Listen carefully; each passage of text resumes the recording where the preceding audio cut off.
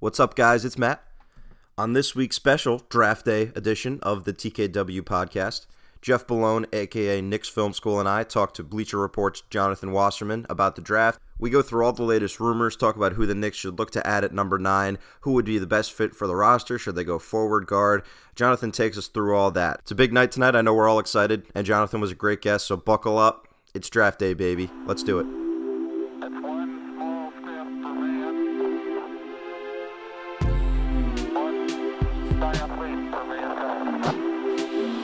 Columbia. This is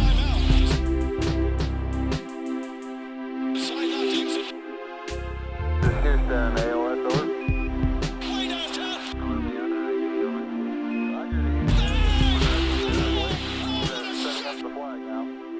Hello, folks, and welcome to the TKW podcast. Jeff Bellone and I are excited to have Jonathan Wasserman from Bleacher Report on today. Jonathan, how's it going, man?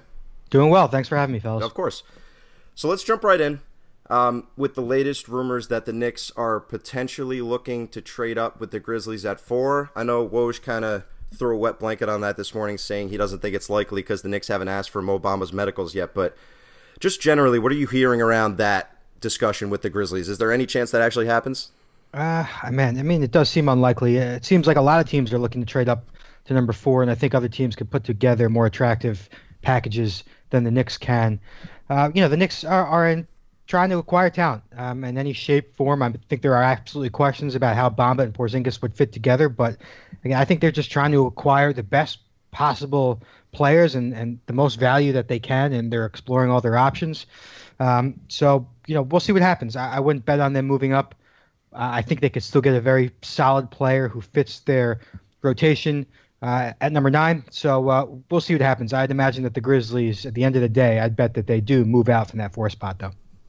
And do you think I think everyone yesterday was attaching sort of 2 different stories that were going on. One, when Ian Begley reported that the Knicks had met in person with Mo Bamba, which I don't know if that was actually that unusual considering all the prospects, were in New York. But we had that story along with the fact that the Grizzlies were, looking to possibly trade down from that 4th pick.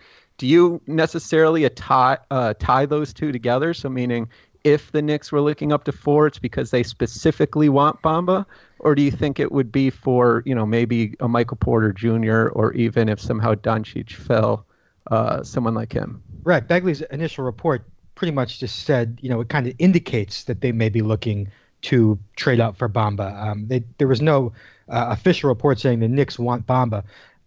It is a little unusual that they meet with just Bamba. Maybe they met with others and it just wasn't reported. Also, maybe they're just guessing that Doncic is going to be gone. But if they can get the number 4 pick and Doncic is there, I'd imagine that they'd happily take him at number 4. So tough to decide exactly what their plan was and if they met with anybody else. Not everything gets reported out there, so maybe they did meet with other people. I'd imagine they wouldn't trade up to 4 to get Porter because from what I'm hearing, Porter's dropping. They may have a chance to get him at number 9. It wasn't that unusual, but I wouldn't go out. I wouldn't say 100% that they're really trying to get Mohamed Bamba. Maybe they're just doing their due diligence, talking to as many guys as they can, and throwing out as many things as they can to see what it would take to actually move up and get a player who is considered one of the star caliber players of this draft. So if you're the Knicks, and let's say you make this move to 4, and just remove everything else, pretend you are running the Knicks, who's the guy that you want to pair with Porzingis at number 4? Doncic is number 1 on my board, so obviously he'd be the guy. He'd be the dream get, I think, for the Knicks. Yep. But I'm going to assume that Doncic goes 2 or 3. And at number 4, I like Jaren Jackson Jr. better than Bamba. Jackson's number 2 on my board, and I think he's a better fit next to Porzingis as a guy who can protect the rim but also switch around the perimeter, guard 4s, 3s, and stretch the floor offensively and create some space. And he's exactly, it's become a cliche at this point, he's exactly what the modern-day big man is all about. A guy who's not just a post player, but who can face you up from 25 feet, attack a closeout, catch and shoot, as well as cover so much ground defensively. And he's over a year younger than Bamba. That's a pretty significant difference, a whole year worth of development that you get at the NBA level. He's still 18 years old, so who even knows what this kid's going to look like after 3 full NBA seasons? He's still going to be 21. So I'm a big Jackson fan. I think the gamble is worth it on him, even though he's offensively raw compared to a guy like Ayton or even Bagley. But I mean, 3 years worth of development. Who knows what he could look like, by 2021? Yeah, there's no doubt, and they both represent pretty good options next to KP just defensively. Let's go back to number 9. Let's pretend that let's just imagine that none of this happens, because that seems to be the most likely scenario. I noticed in your mock draft this morning you have the Knicks taking Knox at number 9. Mm-hmm. Is he the best option, you think, at number 9? Is he your guy there? Man, it's really tough because I'm a Mikal Bridges guy, mm-hmm. and you asked me who do I want in the game tomorrow. I want Mikal Bridges. But again, just like Jaren Jackson, Knox is the second youngest player in this draft, and he's only 18, and I could point out a million weaknesses that Knox has. But will he have those weaknesses 3 years from now? And the Knicks front office continues to preach patience. We're not looking to win next year. Obviously, with Porzingis out, they're probably playing for another lottery position.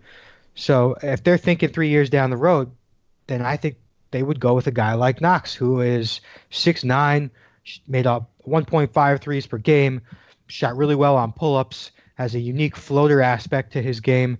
And the weaknesses are rebounding, defense, and passing. And can he improve those areas? I'm not positive, but there's such a big window for him to improve those weaknesses. On the other hand, Mikal Bridges, he's going to come in right away, and he's going to shoot threes, and he's going to defend, and he's going to get to the basket in transition and score. He's so efficient, 60% inside the arc. I saw him do an interview yesterday with ESPN, and they said, "How are you so efficient?" And he said the perfect answer. He's just like, "I know how to play within an offense. I don't take bad shots. I know how to capitalize on the scoring chances that come to me that the defense gives me. I'm not going to force anything."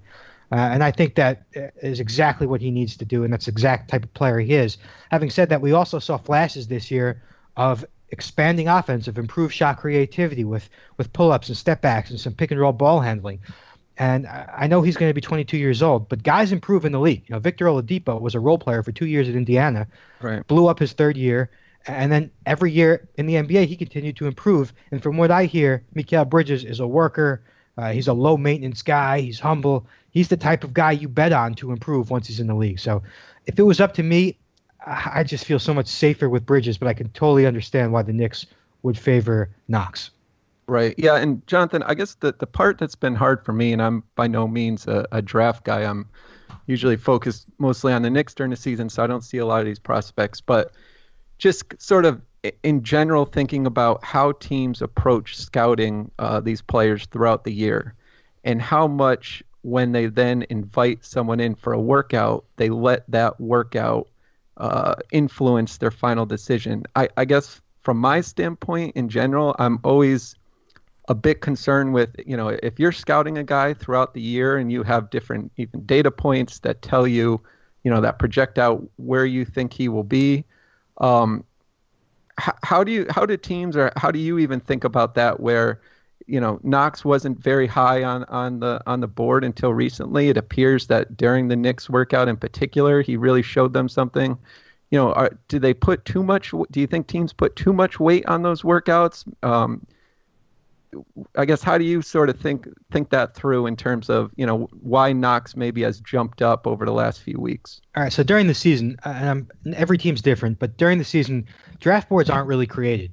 I think they separate the players into tiers, and so I'd imagine that the Knicks went into this pre-draft process with Mikal Bridges and Kevin Knox in the same tier, and then they're going to let the process play out to decide where does the scale tip, who's going to win them over, who's going to get the edge, and so I'd imagine that heading into the NBA Combine, they weren't positive that Knox was better than Bridges or Bridges was better than Knox, but they were grouped into the same tier, and then they were going to get to know the player and then see him up close and see him work out, and that will kind of decide at the end of the day. That'll help them, decide which guy they want to go with. So I think tiers is a really important thing. I hear scouts talk about it all the time, and then the last month is really deciding, okay, within that tier, who rises and who stays the same. Who sticks out. But I guess then even within the tier, though, I mean, how much – I guess I just keep coming back to how much does that individual work out? And obviously it's going to be different with different teams.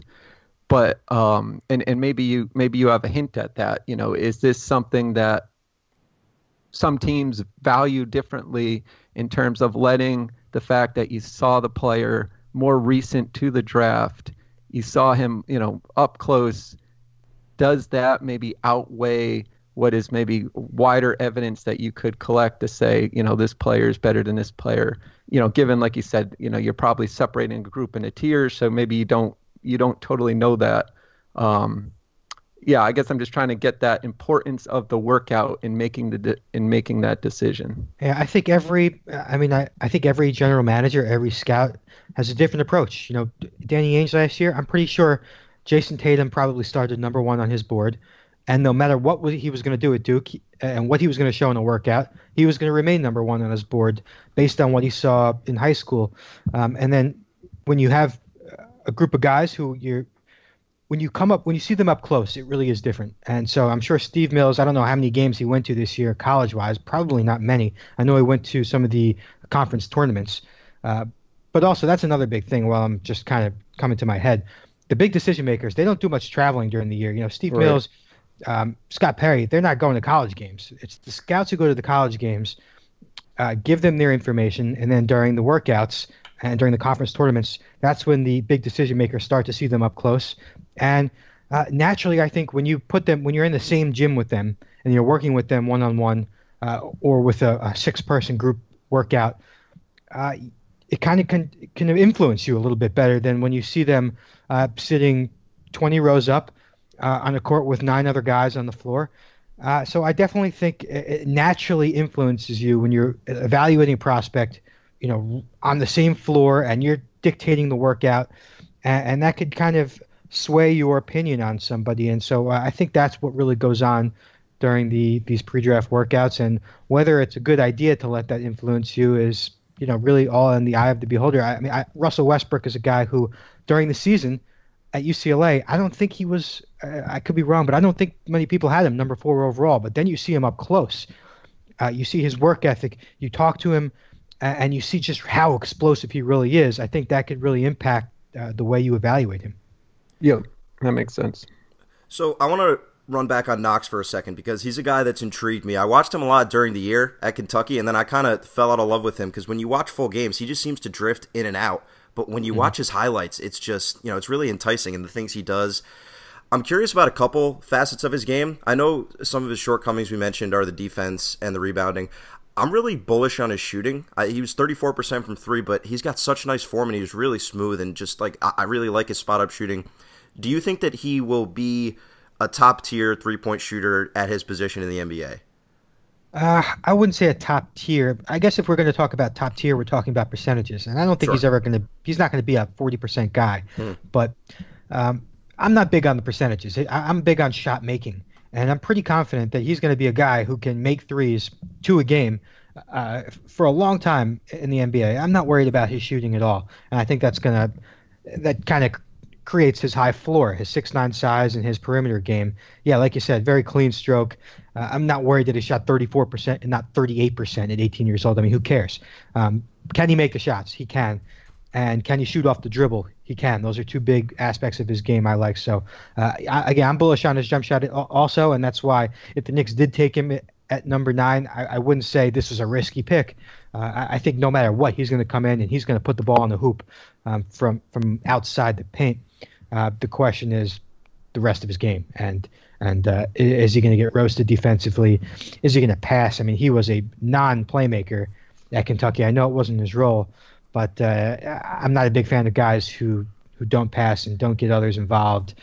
So that would be my concern. But in terms of his scoring ability, yeah, I got no problem with his outside shot. Yeah, and I'm curious how you feel about this too, because a lot of college is difficult, especially when we're comparing that to the NBA, because an offense like Kentucky, or when we're talking about Michigan State with a guy like Miles Bridges that was playing at the 3 next to 2 big men with Jaren Jackson, then we got Nick Ward and Gavin Schilling that were playing a lot of minutes because his was an old school guy.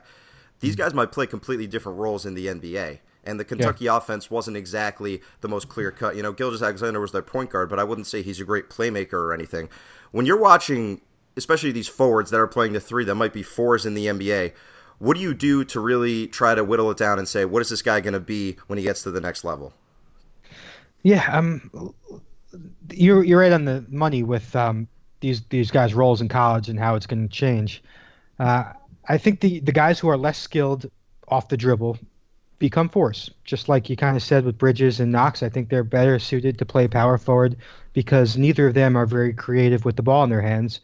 And to play the wing at the NBA level, you got to be creative and you got to beat wings off the dribble. A lot easier to beat a bigger guy off the dribble than a wing.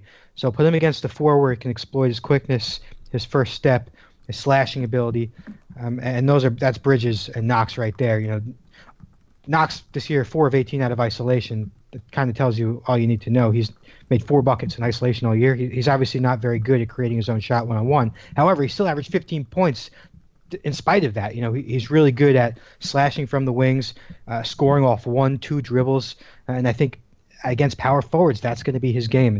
And so I do kind of think, by the way, Knox and Bridges both fit well with the Knicks. If you put them between Hardaway and Porzingis, 2 guys who are more catch and hold type of guys, Knox and Bridges, 2 guys who can kind of score without needing dribbles, without needing isolation touches, catch, make a quick decision, and either take it to the basket or catch and shoot. So I think they're both suited for the power forward position. But in spurts, depending on matchups, I think you could put them at the 3 as well. Right, and with the Knicks, with Porzingis, who's preferred to play the 4, once he comes back healthy, we could see some wacky lineups depending on the roster.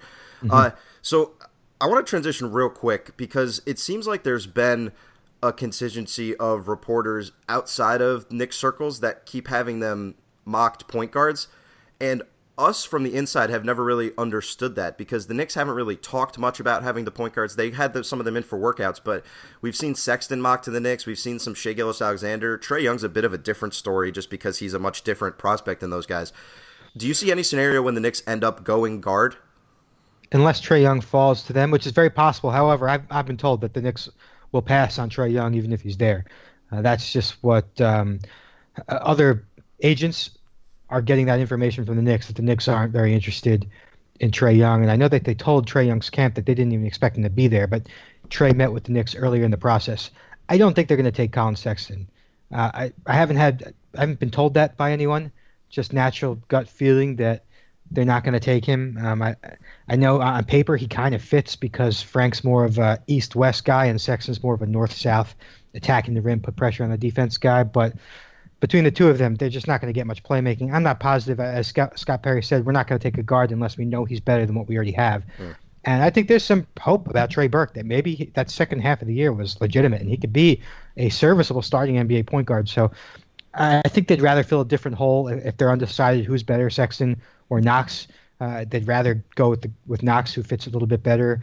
And I think technically has a little more upside. I don't think they go Shai Gilgeous-Alexander. I know ESPN just put out a mock and has him going 6 to Orlando. There's definitely a lot of I saw that too. Hype around him. He's definitely building steam. Everybody seems to like him.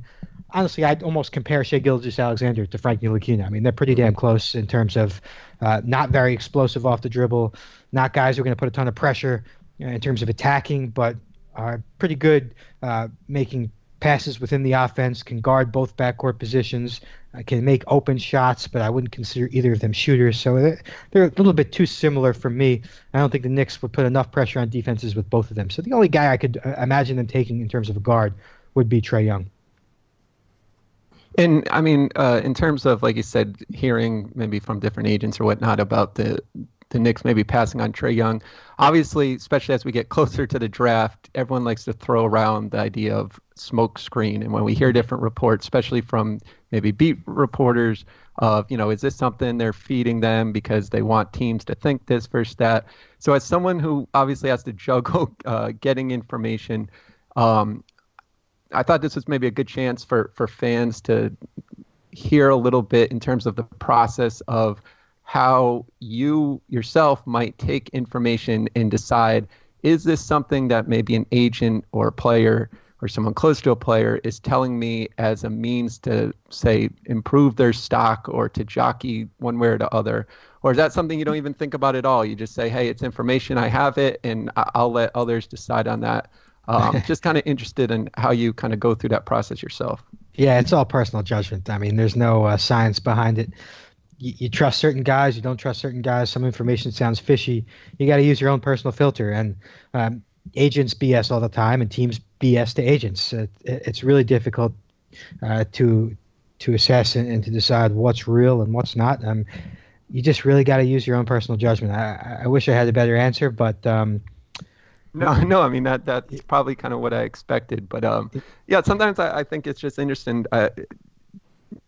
To me, the credibility of a reporter for the fan should help them know that, because like you said, you're using judgment. So if if the reporter is known to use good judgment, you can expect the same now. Yeah. But I just noticed now, this time of year more than ever, people doubting things that they see because of this whole sort of concept. So I just was kind of interested on, how you looked at that. Yeah, I will say, I'm not one of the big breaking news reporters, and one of the things I would stay away from is reporting things that agents tell me, and so I do like to ask agents what draft range are they hearing, and it's always a better range than you expect, and how many times I've heard my guy's going to go 10 to 14 and he goes 19. I mean, the teams tell the agents something.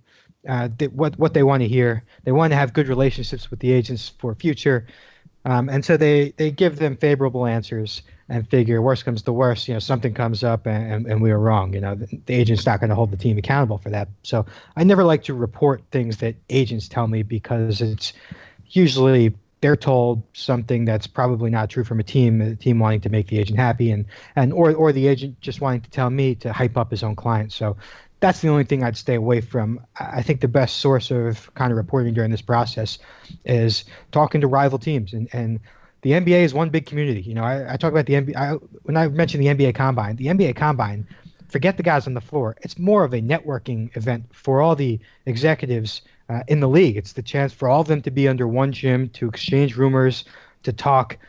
Sometimes I'm always just in disbelief by how everybody knows each other. I was watching the Knicks analytics guy having a conversation with the head coach of the Clippers. It's just everybody seems to know each other, and everybody likes to share information and get buddy with somebody. So I like to talk to the rival teams, because they do have a good grasp on what's going on and the rumors that are floating and what people are doing. So let's roll it back to the Knicks. I just want to talk about the forwards for a second, and specifically a couple guys that have kind of been on the outskirts the whole time, but the Knicks have seemed to like. Lonnie Walker's one guy that they've liked and they've been connected to, and then Zaire Smith a little less so. Could you see any scenario where one of Knox, Miles Bridges, and Mikal Bridges, and obviously it's more likely that 2 or even 3 of those guys are on the board, and they decide to go with a Lonnie Walker? I'm told they like Lonnie Walker.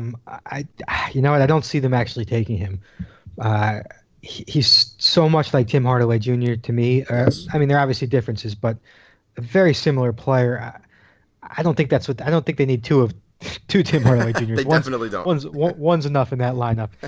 So I don't see it. Zaire Smith is really interesting. I have number 10 on my board. He's another guy who just turned 19 this month. And these kids who are so young, you never know what they're going to look like 3 years with NBA coaching. Everything I hear about Zaire Smith is he's the greatest kid in the world. He's so humble. One of those kids who was unranked and worked really hard to get where he was and didn't expect to be here. Whereas, you hear DeAndre Ayton talking about he's the next Shaq and Devin Booker's the next Kobe. This is a different story. This is a kid who really, really works hard, supposedly, and doesn't expect anything. I could see how he could really blow teams away during interviews and with his work ethic and his athleticism and defense, which is all part of his baseline. At baseline, Zaire Smith's giving you hard, tough defense, guards a couple positions, a big-time athlete. I think he's one of those guys who can impact a game without needing any dribbles, without needing any touches. He just makes athletic plays, and then over the next 3 years, can he develop his ball skills? Can he continue to improve his jump shot, which wasn't even bad this year, 18 of 40 from downtown. Now, do the Knicks take him at number 9? It seems a little high, particularly with given who else will be on the board. They'll probably value scoring over Zaire Smith's, I'd say, high-end role player potential. So maybe if anything, they would trade back a couple spots for Zaire Smith if they're not happy with who's there at number 9. But really tough to imagine them taking Zaire Smith top 10. I think with the Knicks, it's been brought up recently because once draft season comes around, and I know Knicks fans really like Frank Ntilikina, but it's the thing that they passed up on Donovan Mitchell, and obviously some other teams do too. I feel like during draft season, teams just don't want to look dumb. So you mentioned Zaire Smith. If the Knicks loved Zaire Smith, if they're over the moon for him, I still don't think they would take him at 9 because I think they'd be afraid of teams looking at them and saying, how dumb are they taking this guy? Do you think that factors in when teams make a pick? For some, and I think it depends on where the general manager is at in terms of his contract, in terms of how impatient the fan base has been, and whether they can afford to take a risk or not. This is a big draft for the Knicks. New coach, kind of a new beginning, a new start. Yeah, I agree. I don't think they'd want to take a major gamble here at number 9 and take somebody so completely out of the box where they'd be the only team to have Zaire Smith top 10. And so it also depends on who they pass. If they passed on Mikal Bridges for Zaire Smith, and Bridges next year ends up in Philly and is a big-time playoff contributor, they're going to look dumb, and it's going to make management look dumb. So, yeah, that's got to factor into a little bit. So back to the forwards that are probably more realistic options. Can you give me just a brief case for the 3 guys that I think are the most likely to be New York Knicks come tonight? And that's Kevin Knox, Miles Bridges, and Mikal Bridges. We've talked about Knox enough already, so how about just both Bridges? Give me their brief case about why the Knicks should be looking to add them to the roster. I think Mikal Bridges is the perfect complement to Tim Hardaway Jr., who looks like he's here to stay, whether we like it or not. I think he's going to be in the lineup for the next couple of years. Mikal Bridges, again, the cliche, 3-and-D. He shoots 43% from downtown. He's an excellent defender who could guard 4 to the 1. He is completely low maintenance, humble. I keep hearing all the about high character, great locker room guy. Nobody has a bad thing to say about Mikal Bridges. So he's just one of those really low-risk players who every team kind of needs. And I think he'd fit nicely between Porzingis and Tim Hardaway Jr. at the 3 spot. And somebody who can come in next year and give you something, not like the Knicks are looking to win next year anyway, but somebody who could step on the floor and give you 30 minutes. So I think he's a safe, attractive play, and also for the fact that he made a big jump this year. Can he continue to make that Oladipo-like jump moving forward? Miles Bridges I'm not as high on. I do think he would fit nicely in New York based on his strengths and based on what the Knicks already have. One of the best athletes in the draft. I think the Knicks could use another punch of explosiveness. He's made 2 threes per game for the second consecutive year, so you're starting to buy into his catch and shooting. He improved his off-the-dribble shooting, his one-dribble pull-ups, but still not very creative off the bounce. More of a line drive type of guy to me. And he's shown he can defend a couple of positions, but off the ball he's not as good. I'm not sold he's ever going to be a difference-making type defender. So compared to Knox and compared to Bridges, Mikal Bridges, I'd have Miles third on that list. But as a small ball 4 with Porzingis at the 5, if we got Porzingis to play the 5 2 years from now, I think Miles Bridges would be a nice fit there at the 4 for his outside game. He also improved to 85% from the free throw line. His first year, he was 68%, so that kind of made you nervous about his first-year three-point numbers. I feel a little bit better now about his shot-making ability. The question is, can he develop an in-between game, or is he going to be strictly a catch-and-shoot, catch-and-drive, 2 dribbles to the basket type of guy? Yeah, and the thing to me that is always interesting to think about in terms of fit is, I think, like we all know, these guys are so young.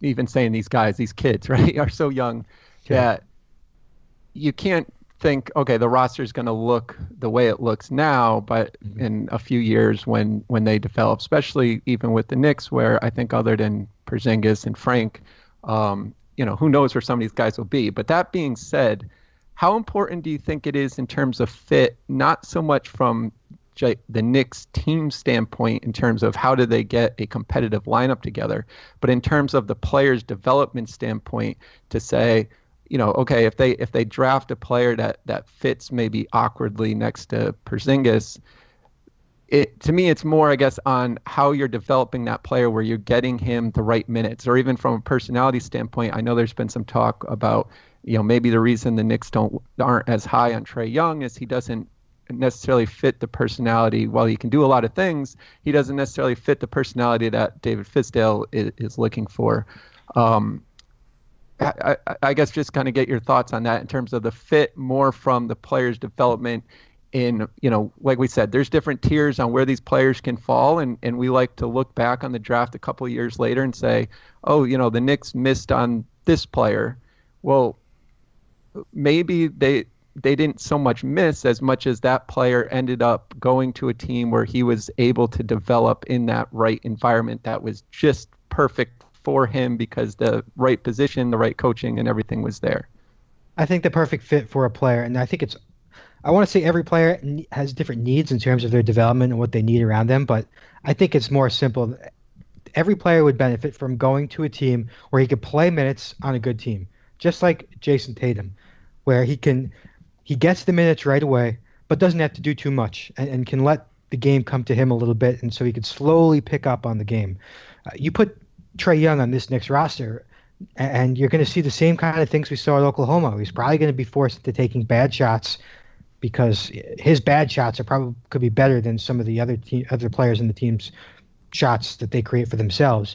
So I could see that why you'd be nervous about Trae Young's development with the Knicks, particularly next year. Porzingis is going to be there. He's going to ask to do a lot. De'Aaron Fox in Sacramento, I kind of worry about him, and particularly if they take a guy like Bagley. Fox would be so much better if he landed on a team where he had scorers around him. So I think that's really the answer, is that every prospect needs to land on a team where they're the fourth or fifth best player in the lineup, but they can also play right away. Yep. So that's really that would be my philosophy. I think that's actually a real good way of putting it, because it's true. It's you don't want them to be one of your top three guys that you're relying on, but you don't want them outside of the rotation either, because like you say, you want them to get minutes. So right. Yeah, I think that's the right way of looking at it. So maybe transitioning, we spent, obviously playing time on the first round, but the Knicks do have a high second round pick. Maybe just get your thoughts in terms of who you think that they might be looking at, or who you like personally with the 36th pick. This is an important pick for the Knicks, because I think that the 36th pick, whoever they take at 36 could be number 20 on somebody else's board. I think there's a lot of parity once you get into the 20 to 40 range. And so there's going to be guys who kind of fall over into the second round who are first-round caliber talents, like Hamidou Diallo, who we know they worked out. Now, Diallo is a lottery caliber talent. He didn't fit in great with Kentucky, but a lot of guys don't fit in great in college, and then all of a sudden, a more open NBA game, they're asked to do less in the NBA. Diallo's a guy I'd imagine they're at least thinking about, and that's who I have them taking in my updated mock draft today as a buy low guy. He's such an amazing athlete. Still 19 years old. Give him some time to work on his ball skills, learn how to play within an offense. Maybe his jump shot starts going in a little more often when he's got better playmakers around him. Bruce Brown, a guy from Miami, another buy low guy who got hurt hurt his foot midway through this year, was considered a first-round fringe guy at the end of last year, so never had a chance to improve his jump shot this year.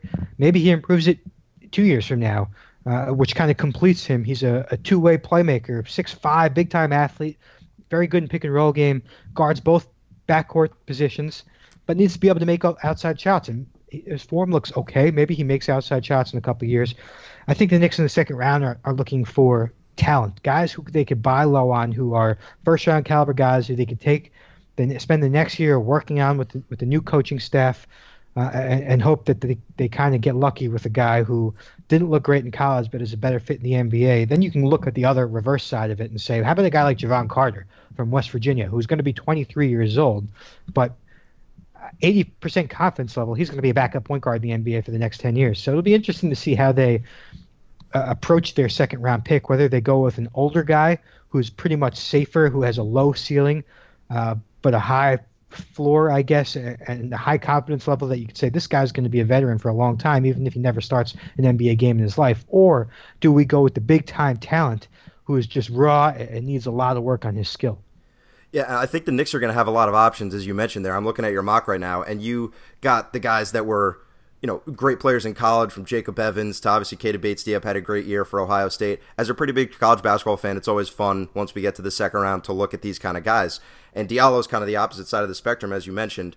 I really like Rolly Alkins. Do you have any feelings on him? I wouldn't be surprised if they look at him hard. And he's one of those guys where I've had him low the whole year, but I wouldn't be surprised if he went 27. He's just one of those guys where all it takes is one team to see an NBA physical player. He obviously looks the part under the eye test. Really tough-minded New York kid who just really doesn't have an NBA skill right now, but maybe he does down the road. He does. My question with Rolly Alkins is: you put him into an NBA game tomorrow, what's he going to do for you? He can play some tough defense, but offensively in the half court, He's an okay shooter. He's an okay creator. He's an okay passer. He does a lot of things okay, but no bankable skill that he can lean on night in and night out. But he also had a tough time in Arizona. Came in midway through his second year after a foot injury. I always think that's tough. College seasons are so short, so to play 15 games, it's tough to build rhythm and find yourself. So he's another buy low type of guy. Who could be an NBA role player in a couple of years. So I'd imagine that they at least, he's definitely in the conversation for them at 36. Yeah, it's going to be interesting. There's even the guys like Mitchell Robinson, who's had a bunch of issues in the pre-draft process. There's just a ton of guys back there. I'm excited for the second round. Let's bring it back to the first round, and let's talk about the Knicks just being the Knicks. Because, you're a New Yorker. You know how Knicks fans are. We're going to think doomsday scenario. How do the Knicks mess this up tonight? What is the nightmare scenario when you're watching this and the Knicks make the pick and you say, wow, that is just the worst thing that could have happened for them? I can't see a worst case scenario. I really can't. That's nice. I'm very optimistic this year, and you go down the options. I'm not a big Shai Gilgeous-Alexander guy. I know everybody is, and I think he's an NBA player, no doubt about it. I really don't think they would take him. I think Collin Sexton, to me, would be the worst case scenario. Collin Sexton could be a fine NBA player. I kind of think he could be another Terry Rozier. But is that who I really want them taking? Is that who I really want them taking a chance on? I don't see him if you're going to take a point guard at number 9, he better be a top 15 point guard in the NBA, right? You don't want to take you don't want to use a top 10 pick on a guy who's going to be a low end starter for his position. So I get nervous if they take Sexton. Or Gilgeous-Alexander. I happen to believe in Trae Young. I don't know. Maybe I'm a sucker. If they took Trae Young, I think it seems like Collin Sexton or Trae Young in terms of the fans, and we know from Kristaps that the fans don't always get it right. But in terms of if you want those images going around on Twitter of people, crying and upset, I feel like those are probably the two. But I guess what you're saying is, if it is between those two, you still would take Trae Young over Collin Sexton.